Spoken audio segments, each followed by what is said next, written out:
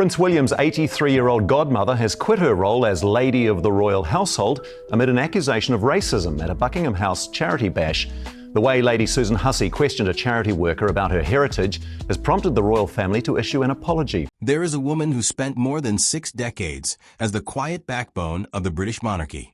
She was not a headline grabber. She was not a politician. She was not chasing cameras or courting public attention.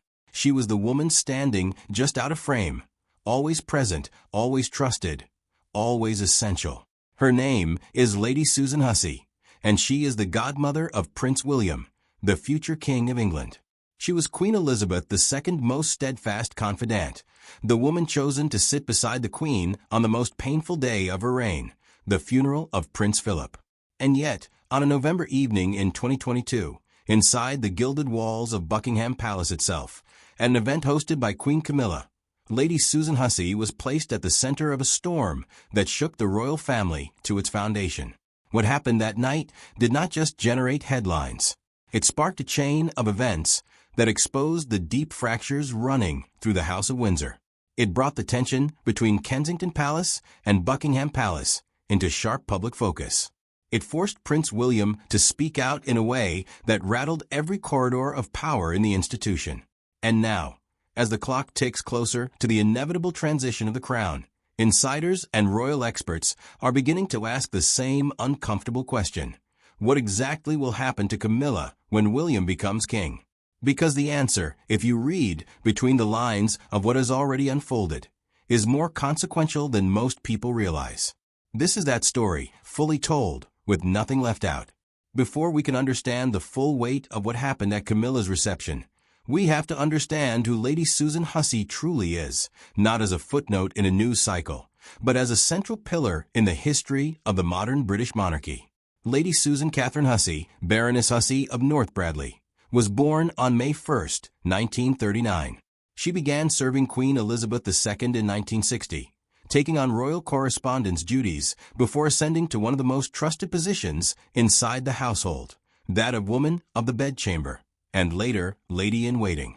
According to the BBC, Hussey has long been described as a key and trusted figure in the British royal household, someone whose decades of service made her irreplaceable not just in function, but in institutional knowledge. Her duties were wide-ranging.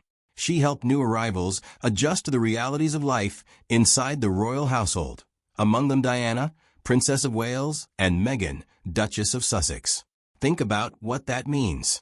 When Diana arrived, young, uncertain, and entering a world that would ultimately destroy her, Lady Susan Hussey was one of the women assigned to ease that transition. When Meghan arrived as an outsider navigating an institution she had never encountered, it was Hussey who was tasked with guiding her through the protocols and the peculiarities of palace life. She was the crown's living memory. Her decorations alone tell a remarkable story of devotion. She was appointed a commander of the Royal Victorian Order in the 1971 New Year Honors, was elevated to Dame Commander in 1984, and was promoted to Dame Grand Cross of the Royal Victorian Order in the 2013 Birthday Honors. She also held the Queen Elizabeth II Royal Household Long and Faithful Service Medal, complete with 30-, 40-, 50-, and 60-year bars, an honor that almost no individual in the history of the household has accumulated. Perhaps the most telling illustration of just how deeply Queen Elizabeth trusted Lady Susan Hussey came on April 17, 2021, on the day of Prince Philip's funeral. The day the Queen buried her husband of 73 years, she chose to travel to St. George's Chapel at Windsor Castle, accompanied by Lady Susan Hussey in the State Bentley. As reported by the Sunday Express at the time, Lady Susan accompanied the Queen as the procession began, remaining nearby throughout the ceremony in case she was needed. No foreign dignitary, no senior politician. The Queen, in her most private grief, chose the woman who had stood quietly at her side for over half a century. Lady Susan Hussey is also, critically, the godmother of Prince William. She attended his confirmation in 1997. She has been a presence in his life since his birth, a bridge between the old world of his grandmother and the new world he is preparing to lead. This is not a peripheral figure. This is not a minor aide who stumbled into a controversy. This is a woman woven into the very fabric of the British monarchy across 6 decades of quiet, loyal, indispensable service. On November 29, 2022, Queen Camilla, in her new role as Queen Consort following the death of Queen Elizabeth II in September of that year, hosted a reception at Buckingham Palace as part of the Preventing Sexual Violence in Conflict initiative. The event was designed to raise awareness of violence against women and girls, a cause Camilla had long championed. It was one of the first major receptions she hosted in her new position, and she had just days earlier announced a sweeping restructuring of her household, replacing the centuries-old title of Lady-in-Waiting with a new role called Queen's Companion.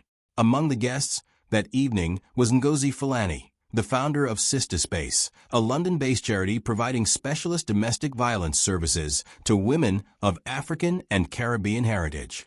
Fulani had been invited to the palace precisely because of the nature of her work. She was there as a voice for vulnerable women. She was there because it was, on its face, Camilla's event, organized around the very issues Fulani had dedicated her professional life to addressing. What happened next became one of the most widely reported royal incidents in years. According to Fulani, who published a detailed transcript of the exchange on Twitter that same evening, Lady Susan Hussey approached her, moved her dreadlocked hair aside to read her name badge, and then engaged her in a line of questioning that Fulani described as an interrogation. Hussey allegedly asked her repeatedly where she was really from, and when Fulani replied that she was from the United Kingdom, Hussey pressed further, stating, according to Fulani's account, "Oh, I can see I'm going to have a challenge getting you to say where you're from." As Fulani recounted to The Guardian, when she told Hussey that her parents were from the Caribbean, Hussey reportedly responded, "Finally, we are getting somewhere." Fulani described the experience as overt racism, telling the BBC that while Hussey had not committed physical violence, it is an abuse. She said the encounter felt like being forced to declare that she was not really British. The rest of the evening, she said, became a blur. Buckingham Palace moved with notable speed. The palace issued a statement confirming that Lady Hussey had stepped down from her role, saying, "We take this incident extremely seriously and have investigated immediately to establish the full details. In this instance, unacceptable and deeply regrettable comments have been made." In her own words, Lady Hussey expressed profound apologies for the hurt she had caused and stepped aside from her honorary role with immediate effect. The timing made the controversy even more combustible. On the very same day, Prince William and the Princess of Wales were in the United States for a 3-day tour, including the handover of William's prestigious Earthshot Prize. The story about his godmother exploded across every major media platform, casting a shadow over their entire visit. Prince William's reaction was measured in its language and unmeasured in its implications. A spokesperson for the Prince of Wales issued the following statement: "Racism has no place in our society." 5 words, simple and direct, but within the walls of the palace, those words carried the force of a declaration. William was not speaking in the abstract. He was speaking as the godson of the woman at the center of the controversy. He was speaking as the heir to the throne, a future king making a deliberate and public statement about an incident that occurred at his stepmother's event. He did not couch his words in diplomatic qualifications. He did not wait for more information. He did not remain silent. He spoke. According to reports citing royal author Omid Scobie, William's unilateral public statement created substantial friction between Kensington Palace and Buckingham Palace. The father-son relationship between William and King Charles, already strained by years of competing household agendas and differing visions for modernizing the monarchy, now had a new and acutely personal fault line running through it. Scobie described the relationship as one bristling with tension and one-upmanship, with William's solo maneuvering around the Hussey controversy adding additional fuel to what had already been a simmering fire. And there was something impossible to ignore about the context. The incident had happened at Camilla's event, under her watch, in a space she had personally organized and populated, with guests she had personally invited. Queen Camilla, the host of the reception, issued no personal public statement. No words from her directly addressed what had transpired at her own gathering. The palace's communications office managed the messaging on her behalf. Critics and royal observers were quick to note the silence. If the event was Camilla's, her cause, her guest list, her gathering, what did it say that no one in her immediate sphere intervened during the exchange? And what did it say that the woman who had been humiliated was William's own godmother? Here is where the story thickens considerably, and where context becomes everything. Just one day before the reception, on November 28, 2022, Buckingham Palace had publicly announced Camilla's decision to abolish the traditional role of lady-in-waiting entirely.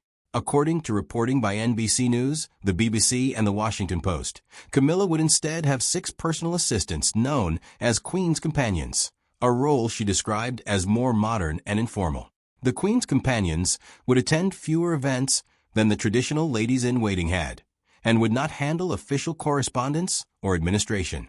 This was, by any measure, a significant institutional change. The role of lady-in-waiting had existed in British court life since the Middle Ages. It represented the most intimate form of service a woman could provide to a reigning queen. For figures like Lady Susan Hussey, who had performed this service for over 60 years, the abolition of the title they had dedicated their lives to was not a minor administrative update, it was a structural erasure. Lady Susan Hussey, along with 2 other former ladies-in-waiting to Queen Elizabeth, was reassigned to a new designation, Lady of the Household. In this revised capacity, she would assist at events hosted by Buckingham Palace, which is precisely what she was doing on the night of November 29, 2022, when the incident with Ngozi Fulani occurred. The timing deserves to sit with you for a moment. On the day before the incident, Camilla had formally abolished the role that Lady Susan Hussey had devoted 60 years of her life to performing. On the day of the incident, Hussey was present at Camilla's event in a diminished, restructured capacity, and by the end of that same evening, she had resigned entirely. The critics who began asking uncomfortable questions about Camilla's responsibility were not generating conspiracy theories. They were reading the calendar. There is one additional layer to this story that is rarely mentioned, but worth examining closely. Among the 6 women appointed as Camilla's Queen's Companions was Lady Catherine Brooke. Lady Catherine Brooke is Lady Susan Hussey's daughter, the daughter of the woman whose public humiliation at Camilla's event made global headlines, is now one of Camilla's closest formal companions. The British monarchy is nothing if not a study in structural complexity. 3 weeks after the incident, on December 16, 2022, Lady Susan Hussey and Ngozi Fulani met at Buckingham Palace. The meeting, described in a joint statement as filled with warmth and understanding, resulted in Hussey offering her sincere apologies for the distress her comments had caused. According to the statement, Fulani accepted the apology and acknowledged that no malice was intended. Both women asked to be left in peace to rebuild their lives following what the statement described as an immensely distressing period for them both. The palace simultaneously condemned the appalling torrent of abuse on social media and elsewhere that had been directed at Fulani following the incident, and pledged to strengthen diversity and inclusion training across all members of the royal household. Then, by February 2023, just 3 months after the controversy, Lady Susan Hussey quietly returned to performing official royal duties. According to reporting in the Daily Mail and subsequent outlets, including The Independent, Hussey represented Princess and at a memorial service for Dame Frances Campbell Preston at the Royal Hospital in Chelsea. A family friend told the Mail, Lady Susan was formally asked to represent the Princess Royal at the service. She was more than happy to do so. Her official position was recorded in the Order of Service. It's great to see her back in the royal fold. The reinstatement was quiet, undramatic, and deliberate. There was no fanfare, no press conference, no formal announcement. She simply returned as the institutional woman she had always been, and resumed her service. The monarchy had not abandoned her, and notably it was Princess and not Camilla who invited her back. To understand what the Hussey incident means in the broader sweep of royal history, you have to understand the relationship between Prince William and his stepmother. And that understanding begins not in the present, but in the childhood memories William has never fully been able to leave behind. Royal expert Christopher Anderson has stated plainly that William merely tolerates his stepmother, and that Camilla has always seemed a little afraid of him. It is widely reported and documented across multiple royal biographies that William never fully forgave Camilla for her role in the collapse of his parents' marriage. He watched as a child the private devastation that the affair caused his mother, Diana. He witnessed the media coverage, the painful interviews, the slow public unraveling of a relationship that had been central to his entire world. Those memories do not simply dissolve with time.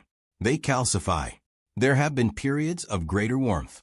In March 2024, following Princess Catherine's public announcement that she was undergoing chemotherapy treatment for cancer, and with King Charles simultaneously battling his own cancer diagnosis, multiple royal experts noted that William and Camilla had moved closer together out of practical necessity. As royal expert Ian Pelham-Turner told Fox News Digital at the time, Camilla had dramatically increased her public engagements to support the crown during a moment of institutional vulnerability, and William had taken notice. But proximity born of necessity is different from genuine trust built over a lifetime.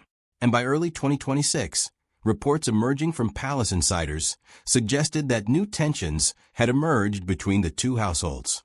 OK magazine, citing palace insiders, reported that open friction between the Princess of Wales and Queen Camilla had reached a point that aides described as increasingly difficult to manage, with disagreements over how the future of the monarchy should be shaped becoming sharper and more personal. Royal expert Christopher Anderson's assessment remains the baseline. William tolerates Camilla. And toleration, when you hold the future of the crown in your hands, is a fragile thing. This is the question that the Hussey incident and everything that followed it ultimately leads us to. And the answer is both structurally clear and deeply consequential. When King Charles III passes away and Prince William ascends to the throne, Camilla's title will change. She will no longer be Queen Consort, the active, powerful designation she currently holds. She will become Queen Dowager, the title given to the widow of a king. As Stylecaster and multiple royal sources have confirmed, this transition is straightforward and automatic. With it comes a fundamental shift in authority. A Queen Dowager is a figure of historical honor, not operational power. She does not attend Privy Council meetings in any meaningful capacity. She does not shape state policy. She does not command the household structure. She is, in the language of the monarchy, a memory of a reign rather than a force within one. Royal expert Joe Little has noted that once Prince William becomes king, he will be the monarchy's primary decision-maker in every meaningful sense. Every aspect of how the palace operates, its public engagements, its staffing, its institutional priorities, will be shaped by William's vision, not Camilla's.